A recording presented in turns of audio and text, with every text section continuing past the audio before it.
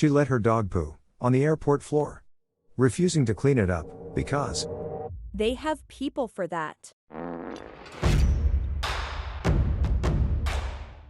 If you like true revenge stories, you found the best place for your vengeful needs. I create them with fleeky visuals, dipped in artificial love.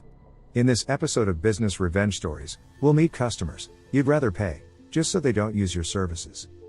We start off with a real party pooper, who refuses to clean her dog's poo-poo off the airport floor. Little did the rude lady know, her rude behavior was seen by a comedian. But the unintentional aftermath of his prank went supernova. Followed by a client who wants the best service, with all the bells and whistles, on the condition he doesn't have to pay for it. The scammed entrepreneur finds a simple solution in the advice of a wise friend. Lastly, a rude lady that isn't the direct customer, but still interferes with the job of workers, just trying to do their job. She parks in their construction reserved spot, refusing to move her car. So they simply work around her. Before we start, make sure to buy the like button's favorite, expensive sweater for its birthday. But add a little itching powder to the inside, and make the like button wear it during the party. Let's dive in. Naturally, viewer discretion is advised. These revenge acts might be disturbing to snowflakes. While walking to my gate at Los Angeles International Airport, I noticed a woman whose dog was in the middle of doing its business. The woman was loudly FaceTiming with her back to the dog, so I assumed she didn't notice. That was likely the thought shared by the gentleman who tried to get her attention. "Excuse me, miss?" he said in a polite tone. The woman glared at him. "Your dog," he sheepishly continued, pointing to the mid-poop pup. The woman rolled her eyes and went back to FaceTime as the man slinked away, seemingly embarrassed. Some people are just so damned rude, she bellowed to her FaceTime companion with no hint of irony. When her dog finished, the woman started walking away, leaving everything right on the airport floor. Another woman tried to stop her, asking if she's going to clean it up, being as shocked as the rest of us were. They have people for that. The offender replied, disappearing into the crowd, as much as someone yelling into their phone can disappear into a crowd. I stood near the pile and warned people to walk around it while someone else got a maintenance worker's attention. No one said anything. We were so shocked that anyone could be that horrible. When I got to my gate, the woman was there too. Great, we were both going to Tokyo. When I travel abroad, I get embarrassed by other Americans doing things 100 times less embarrassing than leaving animal feces on the floor of an airport. To make it worse, her dog was now barking at everyone who walked by. I have nothing against people flying with their dogs, I do it often. But it is a privilege I take seriously. My dog is well trained and behaves better than most people. He certainly behaves better than that booty hole. Speaking of booty holes, there is a pet relief area inside the airport, past security, just 2 gates away from where the party pooper let her dog go to town. It didn't matter, though. She was the type of person to litter 3 feet from an empty garbage can. While her dog barked at the world, the woman had moved from FaceTiming with no headphones to listening to music with no headphones. I don't like to throw around the word sociopath, but I don't know how else I could explain just how selfish and terrible of a person she was. I bet her car was somewhere in long-term parking, parked across 3 spots with paint on the bumper, from the child's bike she hit without leaving a note. Everyone else tried to ignore her, sitting as far away from her as they could. Happens to be so, that I am not everyone else. I sat down right next to the horrible woman. "Are you going to London on business?" I said. She responded gruffly with, I'm going to Tokyo. Annoyed that I interrupted her music, I said, "Oh, then you better hurry. That flight got moved to gate 53C. This is the flight to London." I figured I could give her a little moment of panic as payback for how terribly she was treating everyone. I didn't predict what would happen next. She grabbed her bags and her dog in a huff, and stormed out of the gate without even checking. She was so self-involved, she didn't notice that the monitor at our gate still said Tokyo and almost everyone at the gate was Japanese. Based on her actions, she believed me that the flight had been moved, so she's also an asshole for not thanking me. Some people, I thought as I watched her rush away from the gate without stopping her, are just so damned rude. The flight to Tokyo was at gate 69A, so the terminal was 53 gates on the other side. And I felt guilty knowing she probably berated some poor clerk, who had to explain to her that there was no gate 53C. I don't know if she made it back to this flight before we took off or not, but I didn't see her board and I didn't hear her dog. Her missing her flight was not my original intention, but it would be a fine punishment for her being so rude to everyone and making a low-paid stranger clean doo-doo off the floor. What makes me wonder if I went too far, is the knowledge that Delta only has one flight to Tokyo each day. Whoopsie. Maybe she can rebook on another airline. I hear they have people for that. For those of you who want to play internet detective and demanded to see my ticket, as if that even proves anything, I'm a stand-up comedian with a show in LA last night and a show in Tokyo tonight. But if that's not enough for you, here's my ticket. And yes, Delta does allow dogs on flights to Japan. For those who are still being douchebags, I hope you will your suitcase into her dog crap.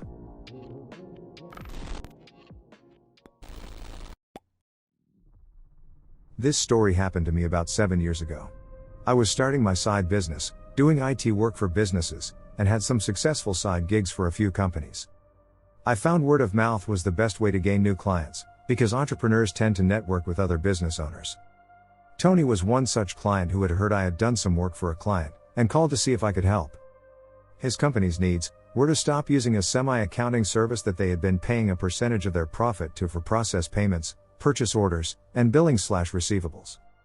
He brought in an accountant to work on a new product. It's pretty well known.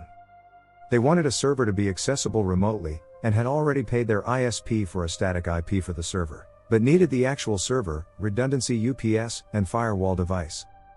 I explained that for the product, they could probably set up a workstation instead of a server, which would cost approximately $3,500 in total. It would also be much easier to operate. But the owner refused. He wanted a full-blown server system with all the bells and whistles. He explained that he would likely be using the server for a CRM and a few other systems later on. Overall, the entire cost for the system would be $8,000, not including a few other services that needed annual billing, VPN, and a remote service. Equipment cost was $7,500, my labor charge was $500. UPS was $1,500, server was $3,800, and refurbed firewall, Cisco ASA, with programming by a third-party specialist was $1,800, plus a spare rack that was $400. I got my contract signed, put an order with my distributor and the firewall specialist and got to work 10 days later, when the firewall came in last. I finished the job in a single weekend, and got everything up and going after a call to the ISP, whom did not like the firewall appliance I installed. For some reason they had to tweak things on their end and finally allowed the traffic to go through once more. I confirmed function with the owner, whom verbally approved and was happy. I sent my invoice promptly on Monday, which had a 1-week term of payment. When I saw no reply, or payment after 4 days, I messaged Tony and asked if they had received my invoice. To my surprise, he replied the server was not working. He proceeded to call me and tell me that the whole thing was a total waste of money, and I should have never done the job. I of course apologized, and informed him I would be on my way to fix whatever the problem was. When I got there, they refused to let me in to see the server, claiming they had someone coming over to fix my mishaps. At that point, I informed them they still needed to pay for the equipment, and we could maybe discuss my labor, after I figure out what's going on. Tony refused to let me in, and was pretty upset. At this time I became pretty upset. 2.5 weeks had passed since I ordered my equipment, and my distributor was needing to get paid within 45 days. I was getting very nervous and was thinking of taking it to small claims court. This changed when I talked to a friend who informed me I could pull a mechanics lien. I informed him this was for IT, and he stated that mechanics lien where I live can actually be pulled on various industries and IT was one of them. So I started the process to fill out and file a mechanics lien on Tony's company. Much to my surprise, there was no court date. All I needed to do was provide considerable proof to clerks, and later to the constable. After filling out the mechanics lien and serving him notice, I once again gave him the opportunity to pay the $8,000 owed. By this time, I had spoken with my distributor and he switched my account from net 45 to net 90. Which meant they increased the time frame to 3 months to help me out, due to my situation. He refused via phone call, and got him on text. I took the information I had and went to the local constables, whom after seeing the mechanics lien and proof, set up an appointment to meet me at the place of business to take back my server, UPS, and firewall. I went in on Tuesday, which I had learned was the day the accountant came in to start the week. Constable and I arrived at 7:30 a.m., right on opening time. At first they refused entry, until Tony came by and was informed I was enforcing my mechanics lien and would be taking back my equipment. He immediately got riled up and claimed I could not take the equipment, because a new person had replaced it all. The constable asked if I had serial numbers and models for the equipment, which I did. We go in and find my server, UPS and firewall, all in the exact same way I left it. The server showed it had been online for the entire time, no real changes were noticed, and as far as I could tell, no one had worked on it. Tony began to chuckle when I shut the server down, and actually says, "How are you going to take the system, when it's bolted to the ground? Bet you didn't think about that, did you, you fool?" He did not realize that rack-mounted equipment is not permanently attached to the mount. I guess he thought he had me checkmate, because it was all one system that you cannot take apart and not something that was put together. His jaw dropped the moment I removed the server and loaded it under the cart, after removing a couple of bolts quite easily. He started panicking and started telling the constable that he would sue him if he didn't stop me. The constable simply stayed calm and ignored the owner. I guess after a bit he informed Tony that he needed to get out of his face and step back, but when Tony refused to back down, the constable undid his holster's safety harness and put his hand on his firearm.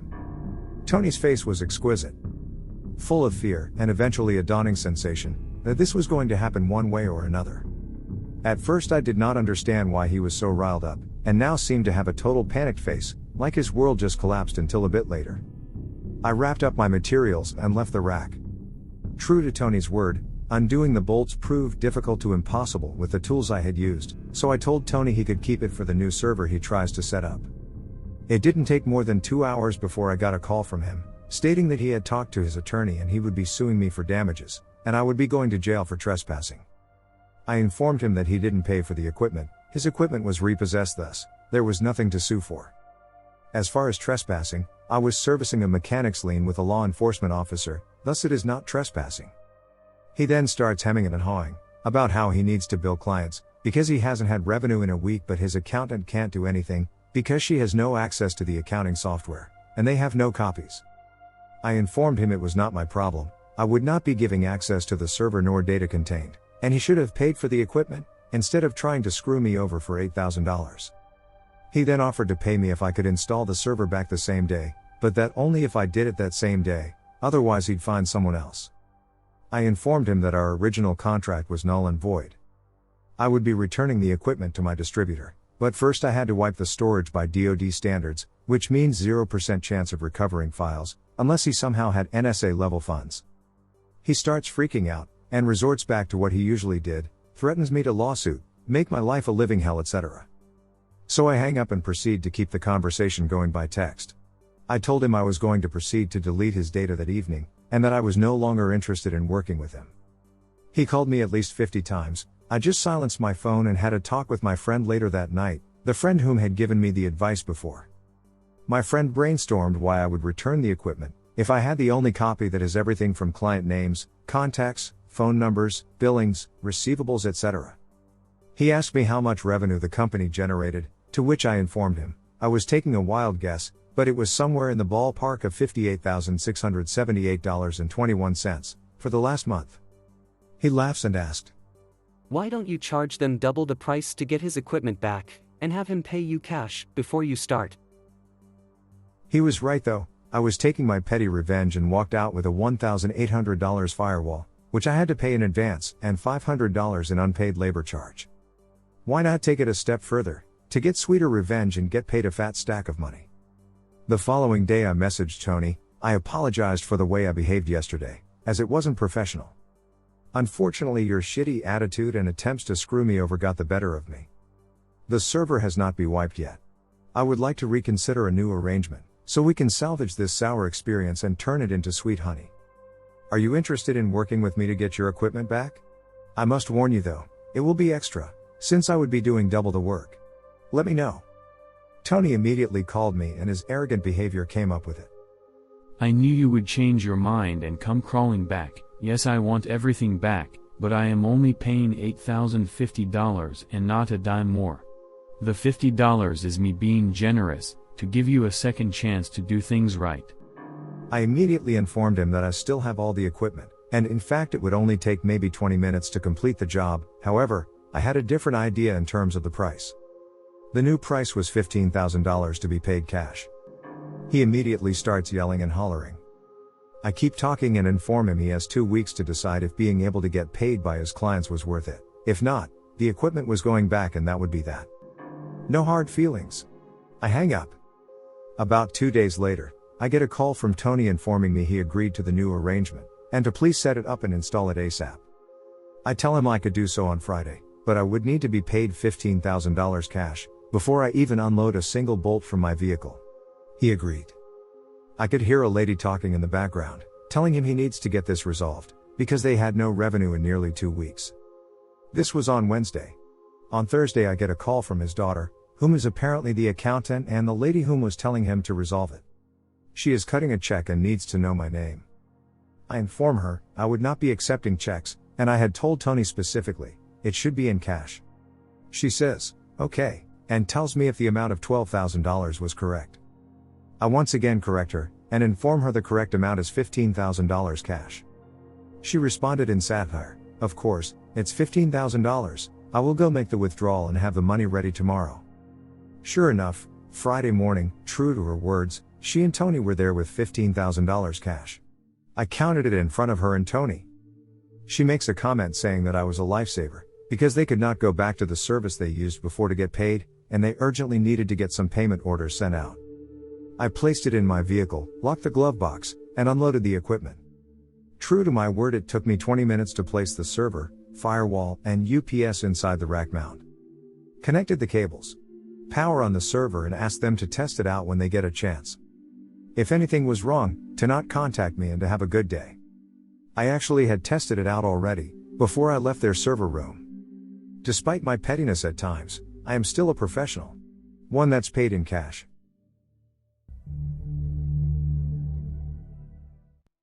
So this happened earlier today, and was too perfect to not share with you guys. I work in construction as the foreman for a new house build. The location is kinda strange, the house is 250 feet up a hill via a footpath only. All of our materials have to come up this footpath by hand, it's a pain in the ass to manually carry, quite literally, an entire house up this hill. One of our saving graces is having the 2 parking spots on the street at the bottom of this hill marked with official, no parking signs. Unfortunately, there is an elementary school about half a block away and the parents of children seem to regularly, at least twice a day, think it's okay to park in our spots. Now, I consider myself a reasonable person, so if someone is parked in the spots, and we don't have a delivery or a need to park a truck, I will let it go. If we need the spots and there's someone parked there, however, I will ask them to move nicely, and most of the time they do so immediately. Until today. I get a phone call from the lumber delivery truck that is en route to our location. He says he'll be there in about 2 or 3 minutes. I let him know I will meet him at the street and make sure he has space to park. He's carrying all of the material to frame the roof of our house, which is a lot of really big lumber and will take easily an hour to bring up the hill. So naturally, I didn't want him parked in the middle of the street with his hazards on for an hour, when we have a perfectly good parking spot for him. As I begin my trip down the hill, I notice there is a school parent sitting in her car idling, assuming she's just waiting to pick up her child. I walk up to her car and politely let her know that she is parked in a no parking zone, and we really need her to clear it to park a delivery truck. She scoffs at me and rudely states back, I'll just be a few minutes, and your truck isn't here yet. Take a chill pill, dude. Before I can respond, a giant lumber truck comes around the corner and I wave to him, and then gesture towards him to the woman in the car, who has now put her window back up to ignore me. I put on my best customer service smile and wave at her through the window. She put it down halfway and angrily shouts, What? By now, the truck has pulled up alongside her car and I politely ask her again, with a stronger tone of voice, to move her vehicle, reminding her that she is illegally parked in a tow-away zone. Then, she gives me this wonderful idea. She says, Can't you guys just unload around me? Jesus, it's not that hard. I give her another smile and walk away. A vengeful brainwave gave spark to a brilliant plan forming in my head. I instruct the delivery driver to park as closely to her as possible, and block her in with the porta potty that is at one end of our reserved spots, and the parked car that is parked just adjacent to our spots on the other end. He smiles, because he immediately gets what I'm trying to do, and proceeds to expertly block this lady and her car into a little 2 parking spot jail. We unstrap the lumber and my guys begin humping material up the hill. Meanwhile, I call the police parking enforcement to let them know the situation. At this point in time I wasn't trying to get her in trouble, I just wanted a record of why we were blocking part of the street, so we don't get in trouble with the city. The very friendly traffic officer lets me know that she can be there in about 30 minutes and deal with the situation for me. Wonderful.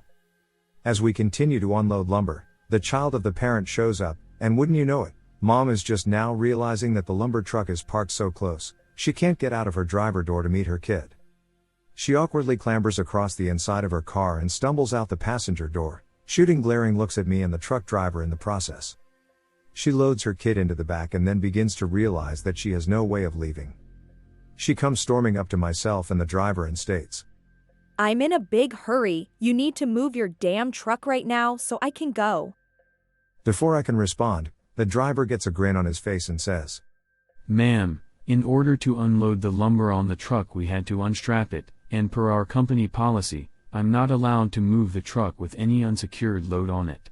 Sorry. This sends her into near aneurysm levels of blood pressure. Meanwhile, I can barely contain my laughter. Frick your policy, I have somewhere to be. She barks back at him. At this point, with impeccably convenient timing, the parking enforcement officer shows up and parks behind the truck. She doesn't see the officer arrive, and while the officer is still getting out of her vehicle, I just casually say, can't you just pull out around it? It's not that hard. With the biggest crap-eating grin I've ever had, I watch as she realizes that I just used her line on her. She yells and storms back to her car and angrily clambers back in through the passenger door and into the driver's seat. At this point, the officer is walking up to myself and the driver. Before she can even introduce herself, the mom in the car slams it into reverse and stomps on the gas, crashing into our porta potty and knocking it over, and then throws the car into drive and tries to mount the curb and drive on the sidewalk. The officer, driver and I are staring in disbelief as she gets halfway over the curb and gets stuck. I can hear her screaming obscenities over the idling truck from inside her car. The officer promptly walks up to the door of the car and orders her out. My favorite part of the entire thing is watching her face go to shock as she realized she just did all of that in front of a police officer. She gets slapped in cuffs as the parking officer calls for a second unit and she is promptly sat on the very curb she tried to drive over. She sits on the curb, yelling to the now two officers about how we told her she could stay there, and that we never asked her to move. The traffic officer responds that she was the one who was originally called, when she first refused to move, and that she already knows what's going on. While myself and the driver are giving a report to the second officer, my guys finish moving the remainder of the lumber, and the driver finishes his statement and takes off to go back to the yard. By the end of the ordeal, she was arrested, charged with child endangerment. Her kid was in the back of the car the whole time, reckless driving, destruction of property, the porta potty, and driving on a suspended license. On top of all that, she also got her car towed. The kid went home with his grandma and she went to spend some quality time in a cell. I never expected her to actually heed my advice to just pull out around it. But I think next time, she'll probably think twice about parking in a tow-away zone, if she ever gets a license again.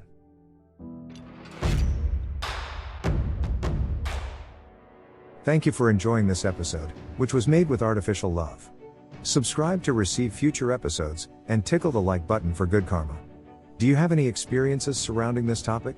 Share yours below, I'll join the conversation. And I'll be seeing you in the next one.